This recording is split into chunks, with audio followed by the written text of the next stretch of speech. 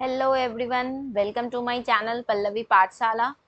So guys, आज का जो सेशन है हमारा 2021 का जो मॉर्निंग शिफ्ट है उसका डिटेल डिस्कशन है और आज ये लास्ट सेशन होगा। और अगर इफ इन केस कुछ क्वेश्चन बच जाते हैं तो एक और सेशन, क्योंकि हमारा 2021 का ओवरऑल सारा कवर अप हो चुका है। जिन लोगों ने अभी तक प्रीवियस वीडियोस को नहीं देखा है देख लो, बिकॉज बहुत बहुत इंपॉर्टेंट होने वाला गाइस। इवन राइट नाउ मैं जब अपने कंटेंट पढ़ाती हूँ और कंटेंट से जब इन क्वेश्चंस को देखती हूँ तो मुझे लगता है ये तो मैंने अपने पेड बैच में डाला है, अरे ये तो मैंने फ्री क्लास में पढ़ाया है। तो बिल्कुल, अगर कोई मेरी वीडियोस के पीवाईक्यू वीडियोस को भी, जो मान लो 1 महीने की लास्ट एंड प्रिपरेशन करना चाह रहा है, 1 महीने इसके पहले कुछ नहीं किया है पेपर 2 में, और वो मेरी पीवाईक्यू भी 2019 टू 21 की वीडियोस को देख लेगा और 2018 भी एग्जाम के पहले मैं करा दूंगी, तो डेफिनेटली उसका ओवरऑल सिलेबस जो है, मतलब एटलीस्ट जो कुछ नहीं किया होगा उसका कुछ ना कुछ सिलेबस कवर अप हो जाएगा। तो बिल्कुल देखो, जिन लोगों ने अभी तक नहीं देखा है, और अगर मेरे चैनल पे न्यू हो तो चैनल को सब्सक्राइब करो, वीडियो अच्छी लगती है तो लाइक करो, अपने दोस्तों के साथ शेयर जरूर करो। ओके, सो गाइस, यस, हमारा पेड बैच भी चल रहा है, जो लेना चाहते हैं वो इसको ले सकते हैं। रिसर्च प्रपोजल की वर्कशॉप भी फिनिश हो गई है, बट अगर किन्हीं को रिकॉर्डेड देखना है वीडियोस एंड उससे रिलेटेड बहुत सारी डाउट्स क्लियर करना है तो आप वो भी कर सकते हो। बहुत ही अच्छा और इफेक्टिव वर्कशॉप रहा है। और यस, अगर आप पेड बैच लेना चाहते हो तो आप ये भी ले सकते हो, 500 पर मंथ फीस है। और अब आपके पास तो ऐसे भी 2 महीने बची है। जिनको सिर्फ 2 महीने के लिए लेना है वो सिर्फ 2 महीने के लिए भी ले सकते हैं, कंप्लीट कोर्स अगर नहीं करना है तो।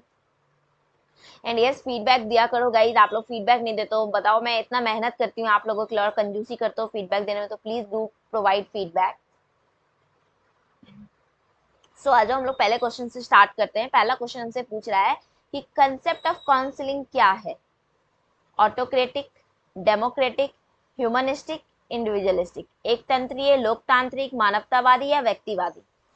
काउंसलिंग का कंसेप्ट क्या है, परामर्श का? तो गाइज ऑफ कोर्स हम लोग सबसे पहले लगा देते हैं इंडिविजुअलिस्टिक। मोस्ट ऑफ द बच्चों ने ये किया होगा या कुछ ने ये किया होगा। कहाँ से? तो भाई इंडिविजुअल पे ध्यान देना चाहिए, कार्ल रॉजर्स की जो सेल्फ थ्योरी है उससे लगा दिया ह्यूमनिस्टिक और ये सब। पर मुझे लिटरली बताओ, हमने काउंसलिंग के 3 टाइप पढ़ते हैं, डायरेक्टिव, नॉन डायरेक्टिव और जो हमारा विलियमसन की काउंसलिंग है ना, गॉर्डन वाली जो काउंसलिंग है, मिक्स काउंसलिंग जिसको हम लोग कहते हैं।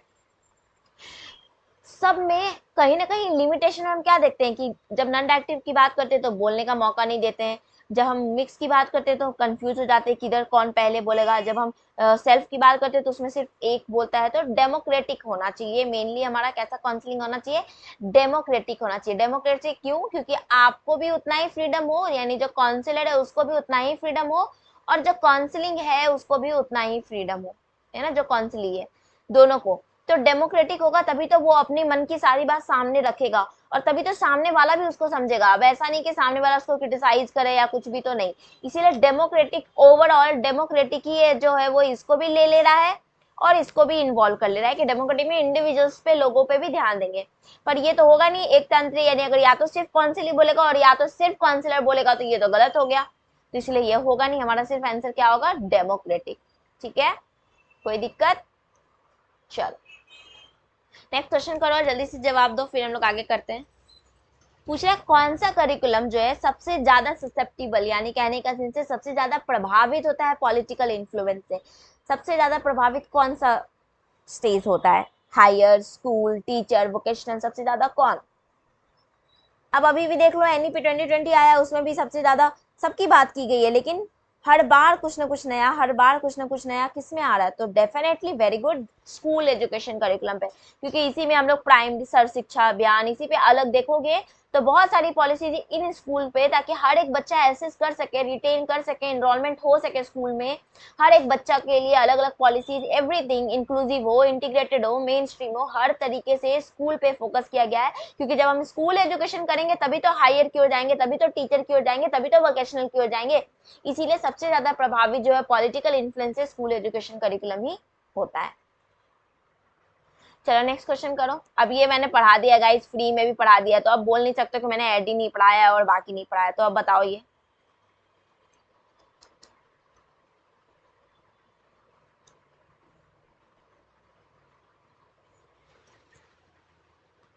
तो बहुत इजी क्वेश्चन है। वेरी गुड, बिल्कुल। तो आ जाओ, पहला स्टेटमेंट पूछ रहा है एडी मॉडल जो इंस्ट्रक्शन डिजाइन है 5 फेज के, उनका फुल फॉर्म ये है। देख रहे हो क्वेश्चन हमारे में बहुत डिफिकल्ट नहीं आता, बस आपके पास डिटेल कंसेप्ट होना चाहिए, डिटेल कंटेंट होना चाहिए। और अगर मेरी क्लासेस देखे हुए होगे तो मैंने सबको ट्रिक वाइज याद कराया है। ट्रिक ये होना चाहिए, हमें ट्रिक याद होना चाहिए, हमें कंसेप्ट क्लियर होना चाहिए, यूं पकड़ेगा आंसर। तो देखो यहाँ सीधा एडी की बात करें तो analysis, design, development, implementation, evaluation होता है, ये अप्रोच बोल रहा है, गलत। ये बोल रहा है remembering, you understanding, applying, analysing, evaluating and creating, बिल्कुल रुआ एक है ना। अब ये भी मैंने पढ़ाया ना, टीचिंग एप्टीट्यूड में भी पढ़ाया है, यूनिट 7 की प्लेलिस्ट में भी डाला है रुआ एक में, तो ये भी देखो रुआ एक हमारा, तो बिल्कुल सही है। स्टेटमेंट 1 करेक्ट है, आई मीन इनकरेक्ट है, और स्टेटमेंट 2 करेक्ट है। 1 क्यों इनकरेक्ट है, क्योंकि ये गलत था। ठीक है, नेक्स्ट करो। पूछ रहा है एक हिस्ट्री टीचर अरेंज किए एक visit of students to local historical monuments while teaching ancient Indian architecture. Ancient Indian architecture को जब पढ़ा रही थी तो उसने क्या किया, विजिट कराया लोकल हिस्टोरिकल मॉन्यूमेंट्स के। तो उसने कौन सा एग्जाम्पल किया। अब ये भी तो डिफरेंट डिफरेंट टीचिंग हम लोग पढ़ चुके हैं गाइस।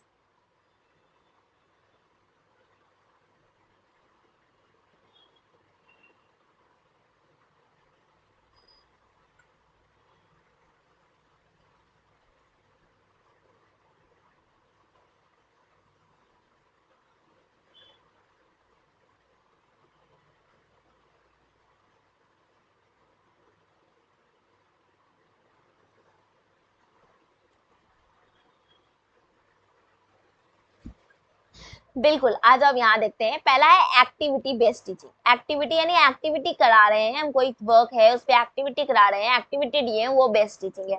पर यहाँ बताओ, यहाँ तो हम विजिट किए हैं, कोई एक्टिविटी तो अभी फिलहाल नहीं हुआ है। ब्लेंडेड लर्निंग क्या है, ब्लेंडेड टीचिंग जब हम फेस टू फेस और ऑनलाइन दोनों को मिक्स करते हैं, ब्लेंड करते हैं, दैट इज ब्लेंडेड टीचिंग, है ना।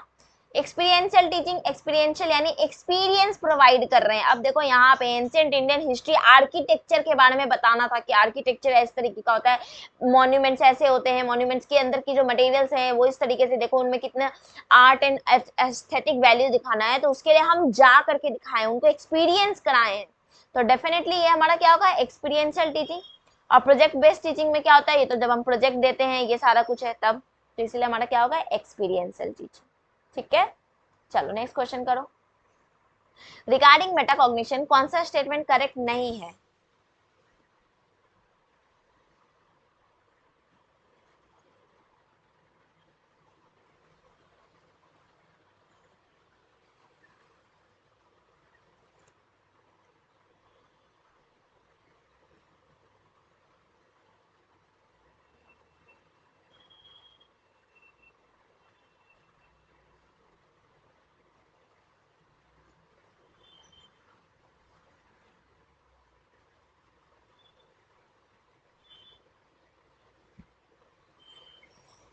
तो आ जाओ, मेटाकॉग्निशन का मतलब क्या है, thinking beyond thinking, thinking beyond thinking, है ना। अब हो रहा है, पहला बोल रहा है metacognition includes a critical awareness of one's thinking and learning. अपनी थिंकिंग और लर्निंग का क्या कर रहा है, क्रिटिकल अवेयरनेस है। ठीक है, चलो देखते हैं next. Metacognition thinking about one's thinking. अभी हमने देखा थिंकिंग बियॉन्ड थिंकिंग, और बोला थिंकिंग अबाउट वंस थिंकिंग। लग रहा है सिमिलर है, लेकिन फिर भी अभी सिमिलर नहीं है, देखते हैं आगे। नेक्स्ट बोल रहा है metacognition refer to the process used to plan, monitor and assess others understanding and performance. ठीक है, ये भी सही लग रहा है। Metacognition require students to externalize mental events, जो मेंटल इवेंट्स है उनको एक्सटर्नलाइज करना, तो नहीं। जो मेटाकॉग्निशन है वो हमारा प्रोसेस, प्लान, मॉनिटर, दूसरे को समझना, ये सब में वंस थिंकिंग, अपनी थिंकिंग तक सीमित करने को बोल रहा है। ये भी अपनी थिंकिंग को क्रिटिकल अवेयरनेस करा है, लेकिन हम जो सोचते हैं उसके बियॉन्ड भी, दूसरा जो सोच रहा है उसके बियॉन्ड भी सोचना, सिर्फ अपने लिए नहीं। प्लान, मॉनिटर, एसेस, दूसरे की परफॉर्मेंस को एसेस करना, अंडरस्टैंड करना, ये सब मेटाकॉग्निशन के अंदर आता है। तो देखो मेटाकॉग्निशन क्या है, थिंकिंग अबाउट वंस थिंकिंग, अगर हम बोलेंगे, but more precisely it refers to the process used to plan, monitor, assess one's understanding and performance, अपनी अंडरस्टैंडिंग, दूसरों की अंडरस्टैंडिंग और परफॉर्मेंस को।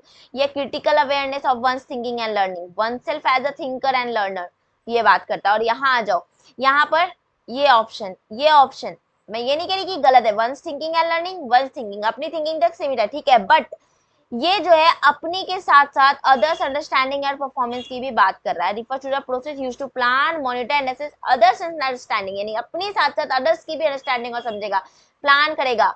हम सिंपली बोल सकते हैं बियॉन्ड थिंकिंग वंस थिंकिंग, ठीक है, थिंकिंग बियॉन्ड थिंकिंग या थिंकिंग ऑफ वंस थिंकिंग, अपनी सोच पे के ऊपर जाना है, अपनी सोच के परे जाना। पर जब हम अपनी सोच के परे यानी दूसरे की सोच को, अपने सोच से भी ऊपर दूसरे की सोच को भी समझना, तो जब हम इन दोनों को कंबाइन करेंगे तो अपने आप आ जाएगा। दूसरे को सोच से अपने उसके हिसाब से प्लान करेंगे, मॉनिटर करेंगे, एसेस करेंगे कि सामने वाला क्या बोल रहा था, हम क्या सोच रहे थे, इसकी बेसिस पे। तो इसीलिए हमारा आंसर यहाँ पे क्या होगा, ये होगा। तो ये वही बोल रहा है, thinking about one thinking precisely. अगर हमको और प्रिसाइज वे बोले तो ये प्रोसेस है जिसमें हम प्लान करते हैं, मॉनिटर करते हैं और एसेस करते हैं one's understanding and performance. Metacognition include करता है क्रिटिकल अवेयरनेस किसका, अपनी थिंकिंग और लर्निंग का, और oneself as a thinker and learner, और हम खुद कैसे as a thinker and learner है वो। यानी ये तीनों मेरा कहीं भी, मैं ये नहीं कह रही कि तीनों गलत है, तीनों सही है, पर ये हमारा ब्रॉडर है, ठीक है। Think allowed, great for reading. अब कुछ क्लासरूम इम्प्लीमेंटेशन जो होना चाहिए, थिंक अलाउड ग्रेट, ये किसके लिए यूज किया जाता है, रीडिंग कॉम्प्रिहेंशन और प्रॉब्लम सॉल्विंग के लिए। यहाँ पे टीचर्स क्या है, स्ट्रैटेजी करती है, रीड करती है एक स्टोरी को और फिर बच्चों को बोलती है पढ़ने के लिए, और बीच में स्टॉप करती है पीरियोडिकली टाइम टू टाइम और बोलती है कि जो भी अभी पढ़ा अपनी सोच को बोलो, क्या सोचा बताओ। तो ये होता है थिंक अलाउड। ये किस लिए यूज करते हैं, रीडिंग कॉम्प्रिहेंशन और प्रॉब्लम सॉल्विंग के लिए। चेकलिस्ट, रूब्रिक्स और ऑर्गेनाइजर्स, ये किसके लिए यूज करते हैं, सॉल्विंग वर्ड प्रॉब्लम्स के लिए यूज करते हैं। एक्सप्लिसिट टीचर मॉडलिंग, ये किसके लिए यूज करते हैं, मैथ इंस्ट्रक्शंस के लिए यूज करते हैं, ठीक है। इसमें क्या है, हमारे सामने क्लियर एग्जांपल्स कॉन्सेप्ट दिए जाएंगे, मतलब एक्सप्लिसिट कहने का सेंस है सामने से सामने हमको पूरा एक इजी वे में प्रोसीजर दिखाया जाएगा, बताया जाएगा, और फिर आपको अप्रोच करना है अपनी प्रॉब्लम के लिए उस सॉल्यूशन को। फिर रिफ्लेक्टिव जर्नल्स, ये भी यूज करते हैं मेटाकॉग्निशन में। इसमें ये फोरम है जिसमें स्टूडेंट्स अपनी लर्निंग, अपनी थिंकिंग को मॉनिटर करेगा, उसके एग्जाम प्रिपरेशन कैसे हैं, अच्छे हुए कि नहीं, व्हाट शुड आई, अगली बार कैसा मेहनत करना होगा, what did not work so well, क्या अच्छा नहीं गया था, क्या मुझे चेंज करना होगा इस बार। ये सब जो है हम रिफ्लेक्टिव जर्नल में करते हैं, ठीक है। चलो ये करो, नेक्स्ट क्वेश्चन।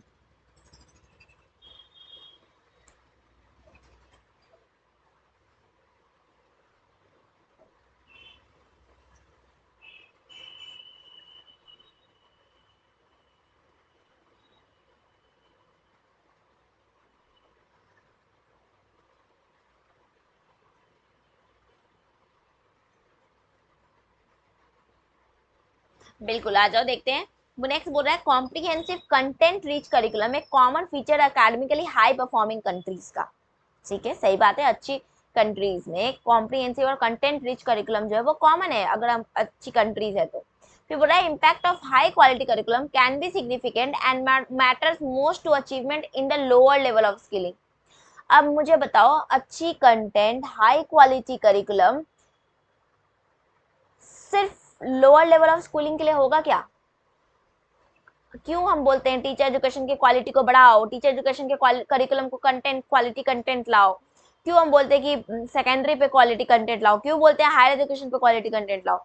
तो हाई क्वालिटी करिकुलम सिर्फ लोअर लेवल ऑफ स्कूलिंग की अचीवमेंट के लिए फिजिबल नहीं है, सभी के लिए। तो इसीलिए यहाँ पे स्टेटमेंट 1 करेक्ट है पर 2 इनकरेक्ट है,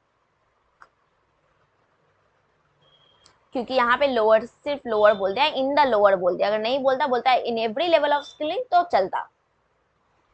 चलो अब ये करो, वेस्ले एडल्ट इंटेलिजेंस स्केल। अब ये भी मैंने यूनिट 3 में फ्री में पढ़ाया हुआ गाइस, तो सोच लो जिसने एक एक वीडियो मेरी देखी होगी उसका क्यों नहीं एग्जाम होगा, बिल्कुल रिजल्ट आएगा। तो अभी भी अगर आप लोग रुके हो, अभी भी आपके पास 2 महीना है, इतनी सारी वीडियोस है, एक एक वीडियो को चुन चुन के कवर अप करो। हर एक, चाहे वो फिलोसफी हो चाहे वो साइकोलॉजी हो, हर एक वीडियो में मैंने बहुत कुछ डाला है। सिर्फ इतना नहीं, मैंने क्वेश्चन जो अलग से प्रैक्टिस कराया उसमें भी मैंने डाला है बहुत सारा कंटेंट। तो ये क्या है, वेस्ले एडल्ट इंटेलिजेंस स्किल्स किसमें मेजर करता है, इमोशनल, इंटेलेक्चुअल, मल्टीपल या सोशल? तो आ जाओ, ये हमारे जो है इंटेलेक्चुअल एबिलिटीज पे वर्क करते हैं। क्यों? क्योंकि देख लो, वैसे एडल्ट, जब एडल्ट इंटेलिजेंस के लाया था तो इनका अभी ये जो करेंट इंटेलिजेंस है वो ये WAIS 4 है, ये most advance adult measure of cognitive ability है, इस पे मेजर करता है, ठीक है। ये एक इंटेलिजेंस टेस्ट है जो सबसे पहले 1955 में पब्लिश हुआ था और डिजाइन किया गया था मेजर इंटेलिजेंस इन एडल्ट और या फिर अदर एडोलेसेंट्स के द्वारा, ठीक है। ये किसने डिजाइन किया था? डेविड वेस्लर ने, जो बिलीव करते हैं intelligence was made up of number of different mental abilities, बहुत सारी मेंटल एबिलिटीज से बनी है, ना कि सिर्फ जनरल इंटेलिजेंस फैक्टर से। और फिर इसको वर्जन आए अलग अलग, पहले 1955 में आया था एडल्ट और एडोलेसेंस के लिए, फिर WAIS-R वर्जन आया 1983 फिर ये 1997 वर्जन बदल रहा है, मतलब सिर्फ इनकी एडवांसमेंट्स हो रही है। जैसे कोरोना हमेशा म्यूटेंट होकर के आ रहा है वैसे ही। तो ये हमारा ये है, तो इसलिए ये इंटेलेक्चुअल एबिलिटीज के लिए, क्योंकि उन्होंने बोला इंटेलिजेंस जो है वो किसी एक फैक्टर, जनरल फैक्टर का मिलके नहीं बना है, बल्कि बहुत सारी मेंटल एबिलिटीज का मिलके बना है। ठीक है, चलो ये करो। Following are the steps to curriculum change, arrange them in a sequential order.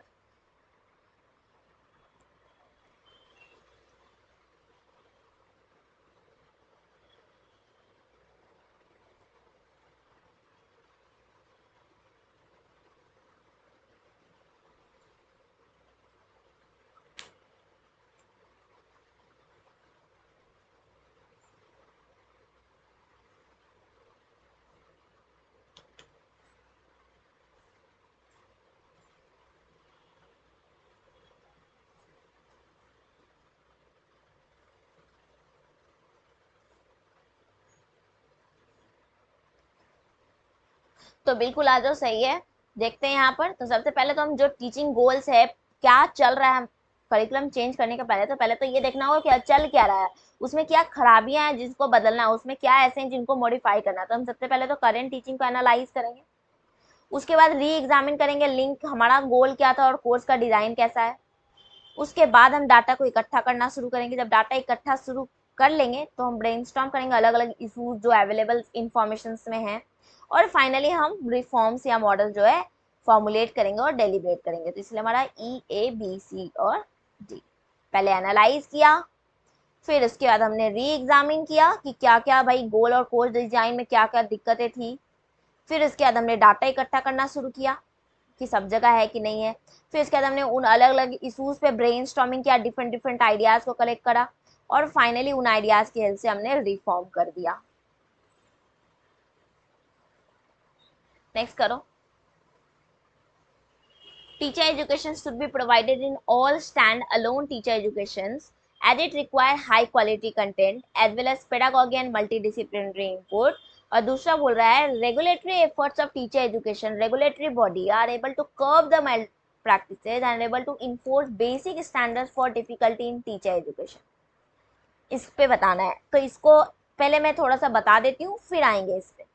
तो NEP 2020 में जब आप सेक्शन 15 में जाओगे तो उसमें उन्होंने टीचर एजुकेशन के रिलेटेड बात की है, ठीक है, जिसमें उन्होंने बोला कि जस्टिस S वर्मा कमीशन 2012 जो कि सुप्रीम कोर्ट के द्वारा कंस्टिट्यूट हुआ था, उसमें उन्होंने बोला बहुत सारे ऐसे stand alone teacher education institution है, ओवर 10,000 इन नंबर, जो कि सीरियस टीचर एजुकेशन अटेम्प्ट ही नहीं कर रहे हैं, मगर जबकि वो क्या कर रहे हैं, सिर्फ सेल कर रहे हैं कोर्सेज को प्राइसेस में।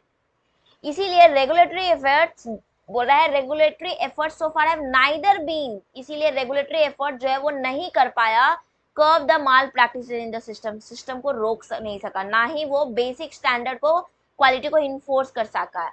एंड इनफैक्ट क्या हो गया, नेगेटिव इफेक्ट हो गया growth of excellence and innovation in the sector का। सेक्टर एंड इस रेगुलेटरी सिस्टम आर देयरफॉर, इसलिए वो कह रहे हैं सेक्टर और रेगुलेटरी सिस्टम जो इसलिए अर्जेंट नीड है किसका, रिवेटलाइजेशन करने का, फिर से इसको रिवेटलाइज करने का, फिर से इसमें एनर्जी लाने का, थ्रू कैसे, रेडिकल एक्शन से, सोच समझ के ऐसे एक्शंस लेने होंगे जिनसे स्टैंडर्ड को रेज किया जाए, इंटीग्रिटी, क्रेडिबिलिटी, इफिकेसी, इन सबको रीस्टोर किया जाए जो खो चुका है, high quality to the teacher education system. ये NEP 2020 में 2012 में जब जस्टिस वर्मा ने सुप्रीम कोर्ट के सामने रखा था 2012 में, तो इन सब बातों पे कहा कि रेगुलेटरी एफर्ट्स के बावजूद भी हम माल प्रैक्टिसेस को नहीं रोक पाए, हम क्वालिटी को नहीं रोक पाए, जिसकी वजह से नेगेटिव इफेक्ट हो गया, इसीलिए जरूरी है सेक्टर में रिफॉर्म लाना। ठीक है, पहला पॉइंट। दूसरा बोला अब इसको इम्प्रूव करने के लिए क्या करना होगा, in order to improve and reach the level of integrity and credibility, अपने उसी लेवल पे पहुंचने के लिए रिस्टोर करना होगा Prestige of teaching profession, regulatory system को इम्पावर करना होगा, स्ट्रिंगेंट एक्शन, बहुत कठोर एक्शन लेके, अगेंस्ट सब standard and dysfunctional teacher education institution, जो भी स्टैंडर्ड को मेंटेन नहीं कर पा रहे हैं या जो ऐसे जो फंक्शनल टीचर एजुकेशन इंस्टीट्यूशन नहीं है, जो बेसिक क्राइटेरिया को फुलफिल नहीं कर पा रहे हैं, after giving 1 year for remedy, 1 साल का रिमेडी करने का टाइम दिया जाएगा और फिर भी नहीं कर पा रहे हैं तो उनको हटा दिया जाएगा, उन पे स्ट्रिक्ट एक्शन लिया जाएगा। उन्होंने बोला बाय 2030 ओनली एजुकेशनली साउंड, जो एजुकेशनली साउंड मल्टी डिसिप्लिनरी और इंटीग्रेटेड टीचर एजुकेशन प्रोग्राम होंगे उसी को रखा जाएगा। एज टीचर एजुकेशन क्या रिक्वायर करता है, multi disciplinary input, high quality content, और साथ ही साथ पेडागोगी और टीचर एजुकेशन प्रोग्राम जो है कंडक्ट होना चाहिए with composite multi disciplinary institutions. ठीक है, मल्टी डिसिप्लिनरी इंस्टीट्यूशंस में कंपोजिट होना चाहिए, कंडक्टेड होना चाहिए, यानी ये जो स्टैंड अलोन इंस्टीट्यूशंस है वो ना होकर के क्या होने चाहिए, मल्टी डिसिप्लिनरी इंस्टीट्यूशंस होने चाहिए। अब आते हैं क्वेश्चन की ओर, और भी है एनईपी के पॉइंट्स जो हम लोग करेंगे, मैं अलग से ही एनईपी का लेके आऊंगी टीचर एजुकेशन की बेस पे, जो हमारे सिलेबस है एनईपी को टीचर एजुकेशन के बेस पे लेके आऊंगी, इंक्लूसिव एजुकेशन के बेस पे अगर कुछ पॉइंट्स होगा तो वो लेके आऊंगी। तो वो मैं एक क्लास मेरे पेड बैच ने भी बोला है कि वो उस पर कराने के लिए, तो एक क्लास उस पर करेंगे जिसमें मैं दोनों को पढ़ाऊंगी। ठीक है, चलो तो आ जाओ, अब देखते हैं यहाँ बोल रहा है teacher education should be provided in all stand alone teacher education institution at it requires high quality content और साथ ही साथ पेडागोगी और मल्टी डिसिप्लिनरी इनपुट। तो सीधा सीधा वहीं से लाइन उठाया हुआ है। ठीक है, फिर बोल रहा है रेगुलेटरी एफर्ट्स, एक मिनट रुको, इसमें एक गड़बड़ी है, क्या गड़बड़ी है वो मैं पूछूंगी। Regulatory efforts of teacher education, regulatory body are able to curb the माल प्रैक्टिसेस and able to enforce basic standards for quality in teacher education। ठीक है, क्वालिटी इन टीचर एजुकेशन। ठीक है, तो अब बताओ यहाँ पर हमारा क्या होगा।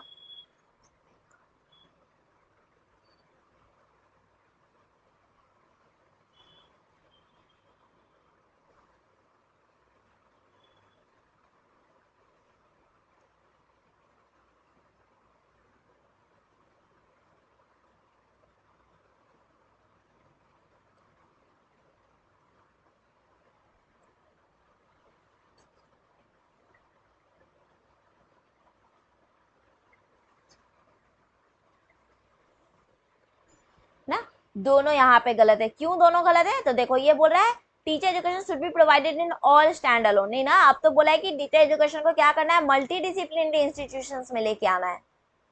और इसमें देखो बोल रहा है regulatory effort of teacher education regulatory body able थे मल प्रैक्टिसेस को कर्व करने के लिए, तो ये भी हमारा गलत है, कर्व करने के लिए एबल नहीं थे वो, है ना, तो ये भी गलत है। तो दोनों स्टेटमेंट हमारा क्या है, इनकरेक्ट है, both statement 1 and 2 are incorrect.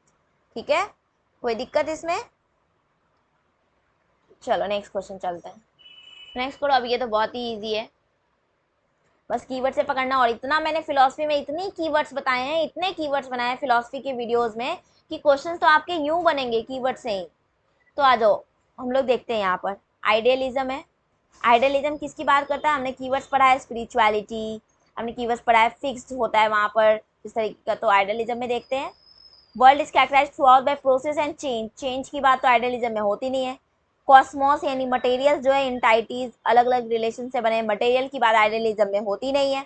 और surrounding world which is spiritual, तो बिल्कुल स्पिरिचुअलिटी आइडियलिज्म में। तो ए का थ्री किस में है, इसमें नहीं है, इसमें नहीं है, कट गया, मेरे पास 2 ऑप्शन बच रहा है। नेक्स्ट चलते हैं, रियलिज्म। रियलिज्म मैटर की बात करता है, सब कुछ सराउंडेड मैटर है एंड ऑल। तो मैटर का स्टेटमेंट ये कॉस्मोस बोल रहा है, तो ये होगा हमारा मैटर, साइंटिफिक नॉलेज, ये सारा कीवर्ड है रियलिज्म का। तो ये बी का 2, तो बी का 2। ठीक है, अभी चलते हैं, यहाँ तक सही है। सी का naturalism, naturalism nature rather than either substance और स्ट्रक्चर से ज़्यादा नेचर पे फोकस करता है, तो ये सही है, सी का 4। ठीक है, और प्रैग्मेटिज्म हमारा चेंजेस की बात करता है, तो डी का 1। तो ये हमारा हो गया डी का 1। ठीक है, तो ये सारे हैं। ओके, चलो नेक्स्ट है question ID, stratification in society is based on, किस पे बेस्ड है स्ट्रैटिफिकेशन। अब इसमें हम लोग बहुत सारा कंसेप्ट्स देखेंगे। अभी यूनिट 2 हमारा पेड बैच में बचा है, तो उसमें भी ये पढ़ेंगे, उसमें हम लोग मोबिलिटी क्या है उस टर्म में सब कुछ पढ़ेंगे, वहाँ भी देखेंगे, यहाँ भी देखेंगे। तो चलो बताओ जल्दी से।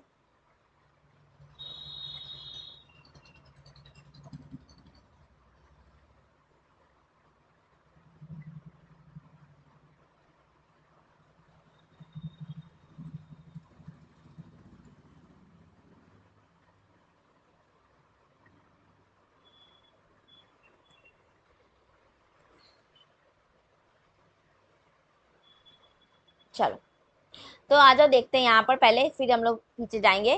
तो देखो स्ट्रैटिफिकेशन क्या है, जब हम ग्रुप ऑफ इंडिविजुअल्स को हायरार्कियल पोजीशंस में करते हैं तो उसको हम कहते हैं स्ट्रैटिफिकेशन। उसको हम क्या कहते हैं, स्ट्रैटिफिकेशन कहते हैं। ठीक है, जो कि wealth, prestige, ethnicity, gender, power, इन पे बेस्ड होता है, राइट। अब चूंकि ये कब आता है, हायरार्की में जब पोजीशंस आते हैं, और ये कब होते हैं, जब हम बात करते हैं सोशल स्ट्रक्चर में डेवलप करना होता है कॉन्शियसनेस, वो क्या है, हु दे आर, उनकी कॉमन प्रॉब्लम्स क्या है, what should be done to remove this problems. जब हम एक सोशल स्ट्रक्चर बनाते हैं अपनी कॉमन को देख करके, अपने पोजीशंस की सिमिलैरिटी को देख करके, और एक हायरार्की बेस होता है, उसी को हम लोग कहते हैं सोशल स्ट्रैटिफिकेशन। स्ट्रैटा बनाते हैं, लेयर्स बनाते हैं, हायर लेयर, अपर लेयर, इस तरीके से। यानी सच स्ट्रैटिफिकेशन एक रिलेटिव सोशल पोजीशन होता है पर्सन का, उसके सोशल ग्रुप में, कैटेगरी के बेसिस पे, ज्योग्राफिक रीजन की बेसिस पे, सोशल यूनिट की बेसिस पे। ठीक है,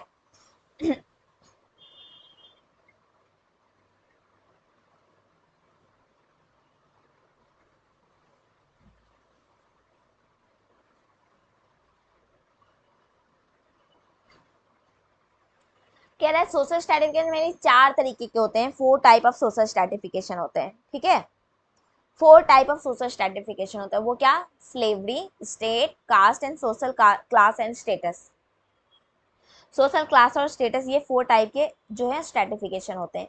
स्लेवरी क्या कह रहा है, टाइप्स हैं ये। स्लेवरी कहता है कि हर एक जो स्लेव होगा उसके ऊपर एक मास्टर होगा जिसके पास पावर होगा। स्टेट कहता है कि जब हम बॉन्ड किए हैं, हमारा हमारा बॉन्ड किस बेसिस पे ये स्ट्रैटिफिकेशन है, बॉन्ड, हमारे पास वेल्थ क्या है, हमारे पास प्रॉपर्टीज क्या है, इस बेसिस पे। कास्ट कहता है ये इनबॉर्न है, इंडोगेमस है, मतलब कहने का सेंस है इसको हम बदल नहीं सकते हैं। कास्ट ये नहीं कह सकते कि तुम इस कास्ट से हो, तो वो ऑलरेडी फिक्स स्ट्रेटा है, इसकी बात कर रहा है। और सोशल क्लास एंड स्टेटस क्या है, सोसाइटी के थ्रू, ये भी हमारा क्लास पे, प्रेस्टीज क्या हमारे पास वेल्थ है इसकी बेस पे बनता है, हमारा स्टेटस क्या है एज कंपेयर टू दूसरे इंडिविजुअल। तो इन बेसिस पे हम स्ट्रेटिफिकेशन का टाइप्स करते हैं। पर ये जो हमसे पूछा है स्ट्रेटिफिकेशन बेस्ड किस पे है, तो जब हम एलोकेट करते हैं, यानी ये बेसिस जो बना रहे हैं, हम 3 चीज पे बेसिस बनाते हैं। पहला वो क्लास जो कि हमारी वेल्थ पे बताता है, इकोनॉमिक डिफ्रेंसिएशन। दूसरा हमारा पावर, जो कि हमारी सोसाइटी में क्या पावर है, पॉलिटिकल पावर, सोशल पावर, हम किस लेवल पे हैं।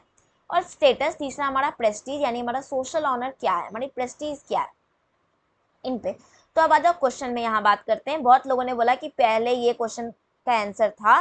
तो गाइज कल्चर, कास्ट और क्लास, कास्ट और क्लास तो ठीक है, कल्चर पे चूंकि कल्चर की अभी तक हम लोगों ने देखा बहुत कल्चर पे स्ट्रैटिफिकेशन नहीं था, और वो सीबीएसई के टाइम का था, और उन्होंने आंसर को, उनके आंसर्स कई बार रॉन्ग भी थे जिसको करेक्ट नहीं किया गया था, बट एनटीए ने इसी को माना है, पावर, प्रॉपर्टी एंड प्रेस्टीज। और यही है मेन, यही है, जब आप अच्छी अच्छी बुक्स पढ़ोगे तो उसमें देखोगे वो बोलते हैं पावर। मैं ये नहीं करी इस पे सर्टिफिकेशन नहीं है, पर वो बोलते हैं पावर, जिसको इन 3 भाग में बांटा हमने, जो देखा अभी, देखो क्लास, पावर और स्टेटस। पावर यानी कि क्लास, ठीक है, हमारी प्रॉपर्टी, हमारा वेल्थ, प्रेस्टीज, हमारा स्टेटस क्या है, इन चीजों पे। तो इसलिए स्ट्रैटिफिकेशन इन पे बात करते हैं। यानी स्ट्रैटिफिकेशन क्या है, हायरार्कियल ऑर्डर है, हायरार्की में एक लेयर, दूसरा लेयर, तीसरा लेयर, इस तरीके से बनता है। ठीक है, ये है। चलो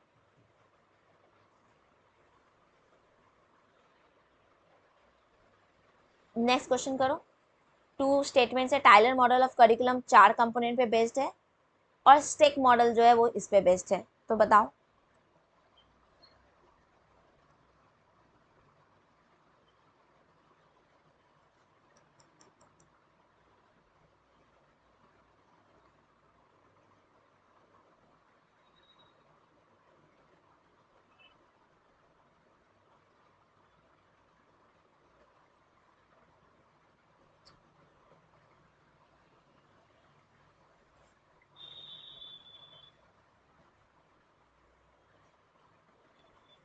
तो चलो स्टेटमेंट 1 और स्टेटमेंट 2 की बात करते हैं। सबसे पहला, Tyler model of curriculum 4 component पे बेस्ड है। तो बिल्कुल वो 4 कंपोनेंट क्या है, देखो, ओ एस ओ ई, ओ एस ओ ई। अब यहाँ आ जाओ, पर्पस। यहाँ देखो, हम ऑब्जेक्टिव स्टेट करते हैं, किस बेसिस पे करेंगे, पर्पस की बेसिस पे। तो एक्सपीरियंस, लर्निंग एक्सपीरियंस से सेलेक्ट करते हैं। मेथड, इवेल्युएशंस, तो यही तो है हमारा एक्सपीरियंसेस। ऑर्गेनाइजिंग करते हैं लर्निंग एक्सपीरियंसेस को। मेथड्स, कैसे कौन सी टीचिंग मेथड डालना, पहले क्या फिर क्या और फिर इवेल्युएशन, तो ये हमारा सही है। फिर स्टेक मॉडल, स्टेक मॉडल का जो होता है वो दो भाग में पड़ता है, ये भी मैंने पढ़ाया है 15 मिनट की सेशन में, देखो बहुत अच्छे से। स्टेक मॉडल हमारा रिस्पॉन्सिव मॉडल, कॉन्टेनेंस मॉडल, दो मॉडल होता है इनका। कॉन्टेनेंस मॉडल में जिसमें हम एंटीसीडेंट और ट्रांजैक्शन करते हैं, है ना, जिसमें हम देखते हैं कि कितनी कॉन्ग्रुएंसी है, इस तरीके से देखो, है ना, antecedent transaction outcome, ATO, congruency देखते हैं हमने क्या डिस्क्राइब किया था और जजमेंट में क्या आ रहा है। और जो रिस्पॉन्सिव मॉडल होती है वो स्टेक होल्डर की बात करती है, स्टेक के रिस्पॉन्सिव, ये रॉबर्ट्स की कॉन्टेनेंस मॉडल है, स्टेक रिस्पॉन्सिव मॉडल है। तो देखो ये बोला है ना स्टेक होल्डर्स की बात, उनके लिए सोचना है कैसे क्या है, तो इसकी पूरी स्टेप्स है, ये भी मैंने कराया है कि स्टेक होल्डर को आइडेंटिफाई करना, डॉक्यूमेंट, ये 15 मिनट की वीडियोस में कराया है गाइज, वहां पे देख सकते हो अभी। ठीक है, तो यहाँ पे हमारा दोनों स्टेटमेंट क्या है, सही है। ठीक है, दोनों स्टेटमेंट हमारा सही है, both statement 1 and 2 are correct, sorry इसमें, ठीक है, both statement 1 and 2 are correct. चलो नेक्स्ट क्वेश्चन करो।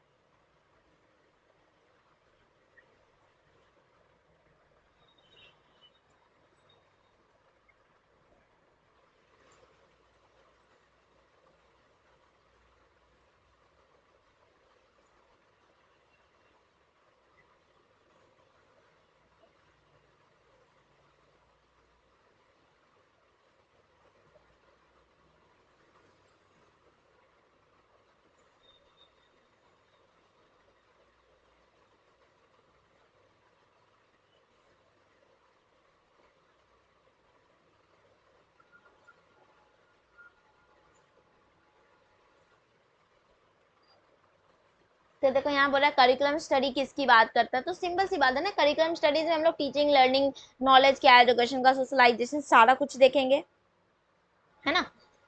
करिकुलम स्टडीज जो है हमारा क्या होगा यहाँ पर,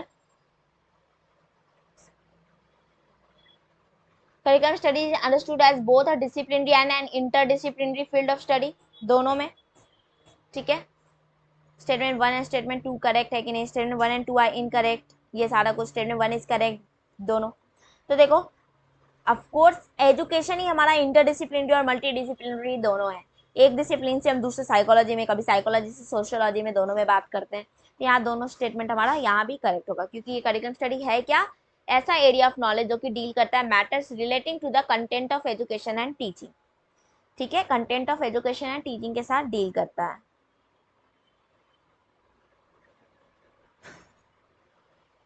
नेक्स्ट करो।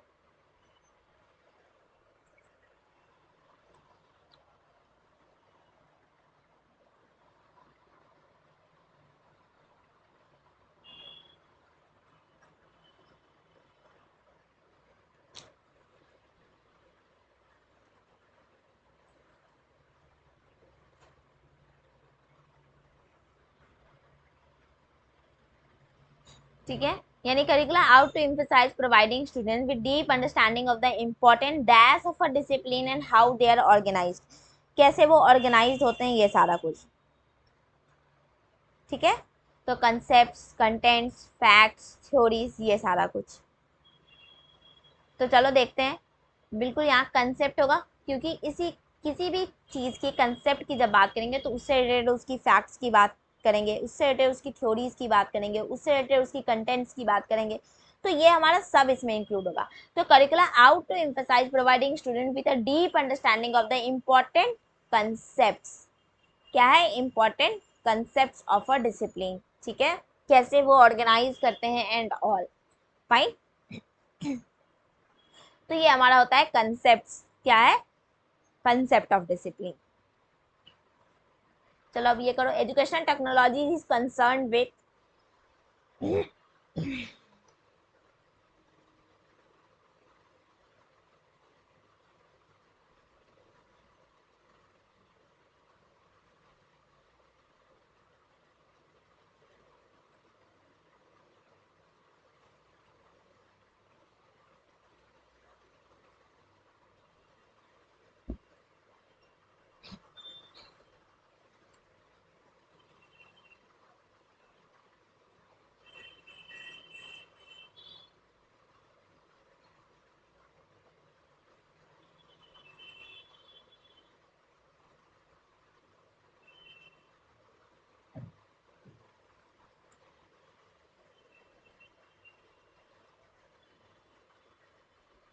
तो बिल्कुल आ जाओ, देखो यहाँ पर किसके साथ कंसर्न, जो टेक्नोलॉजिस्ट होंगे वो क्या करेंगे,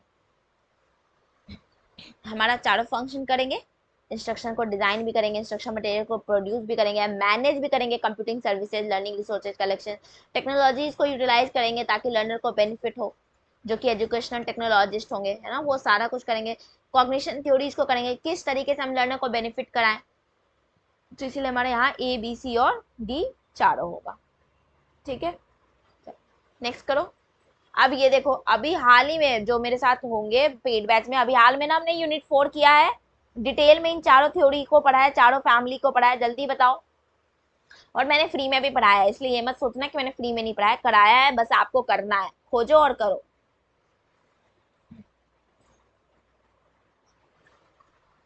बिल्कुल, फैमिली मॉडल जो इंटेलेक्चुअल स्किल के साथ और एक्विजिशन ऑफ नॉलेज के साथ कंसर्न है, और ये मैंने इस, ऐसा नहीं कि यहाँ पे क्वेश्चन आया है तो मैंने कराया है, इसके पहले भी, यानी ये एग्जाम होने के पहले भी कंटेंट करा चुका है, तो आप सोच सकते हो कि मेरी कंटेंट में कितनी डेप्थ होती है।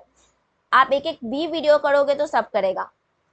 तो चलो, पहला बोल रहा है behaviour modification family, information processing family, personal family और सोशल इंटरेक्शन। देखो नाम ही से सजेस्ट करा, बिहेवियर मॉडिफिकेशन जो फैमिली है वो आपके बिहेवियर को, ओवर्ट बिहेवियर या आपकी बिहेवियर को डिजायरेबल सामने कैसे मॉडिफिकेशन दिखने में हेल्प करती है, ओवर्ट। इंफॉर्मेशन प्रोसेसिंग फैमिली जो है ये आपके इंटेलेक्चुअल और कॉग्निटिव एस्पेक्ट की बात करती है। पर्सनल फैमिली जो है आपकी सेल्फ कॉन्सेप्ट, आपकी इमोशंस, इन सब पे वर्क करती है। और जो सोशल इंटरेक्शन फैमिली मॉडल है ये आपके सोसाइटी में कैसे बिहेवियर है, सोशल बिहेवियर्स, इन सबको डेवलप करने में हेल्प करती है। तो इसलिए यहाँ पे हमसे पूछा इंटेलेक्चुअल स्किल, तो हमारा आंसर क्या होगा, इंफॉर्मेशन प्रोसेसिंग फैमिली। तो देख लो, इंफॉर्मेशन प्रोसेसिंग फैमिली के अंदर inductive thinking, scientific inquiry, concept attainment, cognitive, ये सारा कुछ आता है। सोशल इंटरेक्शन में social inquiry, jurisprudential inquiry, role playing, ये सारा कुछ। पर्सनल मॉडल में non directive, synectics, conceptual system, social problem solving, ये सारा कुछ। और बिहेवियर में हमारा program instruction, mastery, stimulation, direct training, ये सारा कुछ। ठीक है, तो ये हमारे मॉडर्न टीचिंग मॉडल किसने, जॉयस एंड विल ने 1980 में दिया था। इन्होंने सारे टीचिंग मॉडल को मॉडर्न टीचिंग मॉडल के अंदर उन्होंने बोला 23 मॉडल है, और इन 23 मॉडल को उन्होंने 4 बेसिक फैमिली में डिसाइड कर दिया। वो क्या है, इंफॉर्मेशन प्रोसेसिंग जो कि इंटेलेक्चुअल डेवलपमेंट के साथ डील करेगा, पर्सनल मॉडल जो कि हमारे इमोशंस, लाइफ ऑफ पर्सन, उसकी खुद की प्रोडक्टिविटी, रिलेशनशिप, उस पे मतलब पर्सन पे फोकस करेगा, सेल्फ। सोशल इंटरेक्शन जो इंडिविजुअल की सोसाइटी और अदर पर्सन पे इंटरेक्ट करने में हेल्प करेगा। और बिहेवियर मॉडिफिकेशन मॉडल, इसका थर्स्ट क्या है, मॉडिफिकेशन ऑफ द विजुअल और ओवर्ट, ये आपके बिहेवियर कितना विजिबल है इस पे फोकस करेगा, इंफॉर्मेशन प्रोसेसिंग मॉडल्स। ठीक है, चलो अब ये करो कि 3018 क्वेश्चन आईडी है, और बताओ सेकेंडरी एजुकेशन कमीशन 1952 और 53 में क्या रिकमेंड कर रहा है।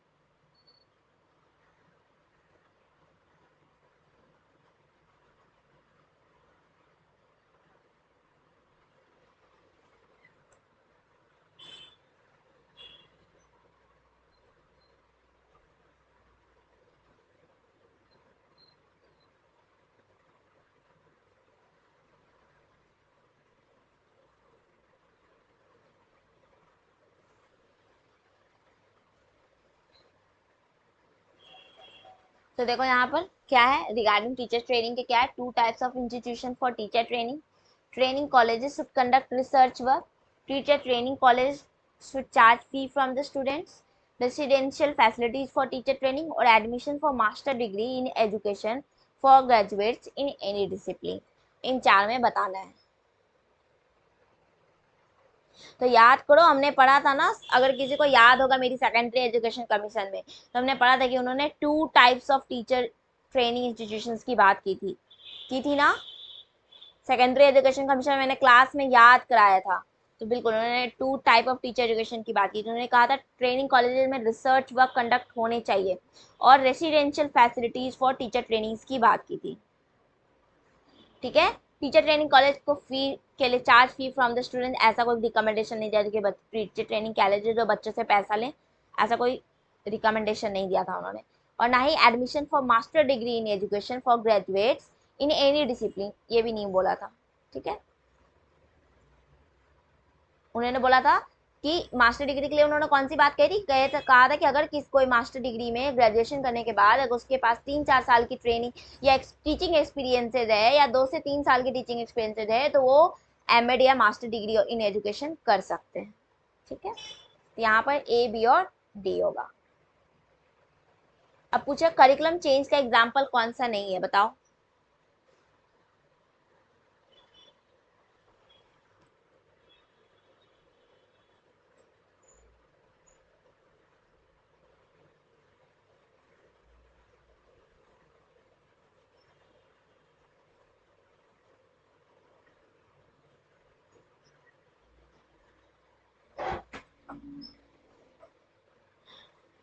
करिकुलम जैसे चेंज टू और विद इन अ सब्जेक्ट, बिल्कुल करिकुलम चेंज में हम सब्जेक्ट में चेंजेस करते हैं, नए डिग्री प्रोग्राम में इंट्रोडक्शन करते हैं, नए सब्जेक्ट को इंट्रोड्यूस करते हैं, पर क्या हम अपग्रेड करते हैं एजुकेशनल रिसोर्स सेंटर को? ये रिसोर्स सेंटर को ही अपग्रेड कर देने के लिए कर रहा है। हम करिकुलम को चेंज करना है कि करिकुलम जहाँ पे डिस्कशन हो रहा है रिसोर्स है उसी को बदल देना है, अपग्रेड कर देना नहीं, ये करिकुलम चेंज का पार्ट नहीं है। तो इसीलिए हमारा upgrading the educational resource centre ये गलत है।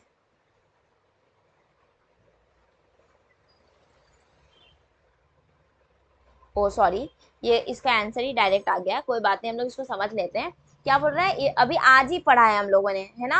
आ जाओ देखते हैं। बोल रहा है effectiveness of in service training programme depends on the appropriateness of the content relevant to objectives of training, potential to meet the training needs of the target group, ये सारा कुछ है ना। इन सर्विस ट्रेनिंग प्रोग्राम में सब कुछ बोल रहा है appropriateness.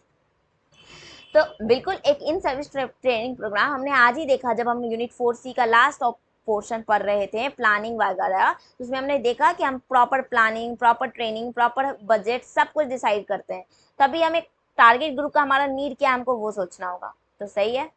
The mismatch between objectives, content and needs of the training lead to wastage of resources, wastage of resources को लीड करती है।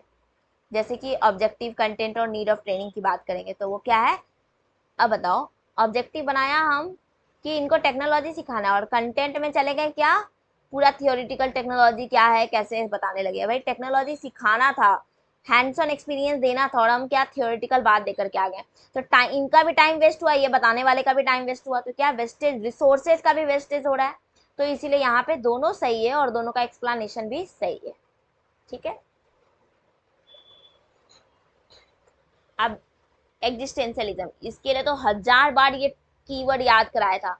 एग्जिस्टेंशियलिज्म, अस्तित्ववाद, ये बोलता है अपना पहले अस्तित्व बनाओ, तभी आपके लिए इसेंस आएगा, तभी आपके अंदर खुशियां आएंगी। यानी पहले आपको झेलना होगा एंगर, पेन, ये सब कुछ, तभी आप अपना इसेंस डाल सकते हो। तो यानी एग्जिस्टेंस पहले आएगा तब इसेंस आएगा, इसलिए इसके हिसाब से आंसर क्या होगा, एग्जिस्टेंस प्रीसीड्स इसेंस। ठीक है, चलो ये क्वेश्चन करो।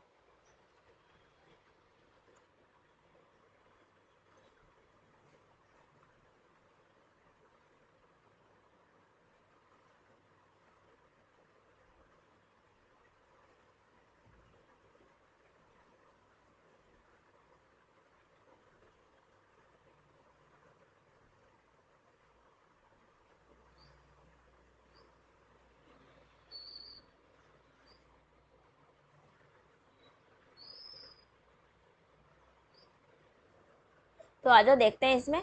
तो बिल्कुल यहाँ पे जो क्लाइंट सेंटर्ड है, इनका तो हम जानते हैं client centred approach of counselling कौन सा है, कार्ल रॉजर्स है। ये सारी काउंसलिंग को मैं फिर अलग से, काउंसलिंग का बचा हुआ है आपका वीडियो, इसीलिए मैंने यहाँ पे इसका डिटेल कंसेप्ट नहीं लाया, क्योंकि मुझे एक यूनिट 3 का डी मैंने नहीं पढ़ाया फ्री में, तो मैं ये जब काउंसलिंग पढ़ाऊंगी तो इनको डील करूंगी।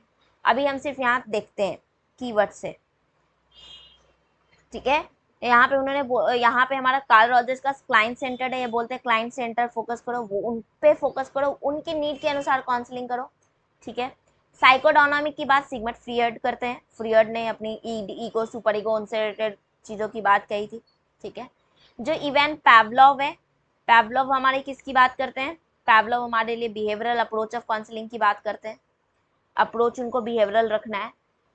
ये जो एरन बेक है, इनका जो ये भी साइकोलॉजिस्ट हैं, और ये डिप्रेस्ड पेशेंट्स के साथ इन्होंने वर्क किया है, और इनकी भी जो थेरापी है, इसको कॉग्निटिव थेरापी, कॉग्निटिव थेरापी या फिर कॉग्निटिव बिहेवियरल थेरेपी बोलते हैं, कॉग्निटिव बिहेवियरल थेरेपी बोलते हैं, ठीक है, इनकी थेरेपी को।